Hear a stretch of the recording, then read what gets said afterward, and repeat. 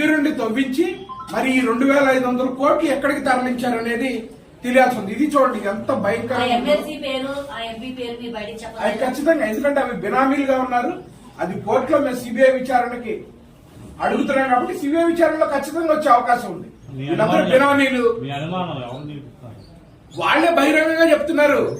ఇది మేము అధికారులు చెప్తున్నాను డైరెక్ట్ గా అధికారుల్ని మీరు ఎందుకు చర్య తీసుకోవట్లేదు అనంటే వాళ్ళు ఏం చెప్తున్నారంటే ముఖ్యమంత్రికి సమీపంగా ఉండే ఎమ్మెల్సీ తలశీల రఘురాం గారు సంబంధించినవని వాళ్లే మమ్మల్ని బెదిరిస్తున్నారు. అలాగే బాపట్ల ఎంపీ నందిగం సురేష్ గారిది క్వారీ అని చెప్పి మమ్మల్ని బెదిరిస్తున్నారు.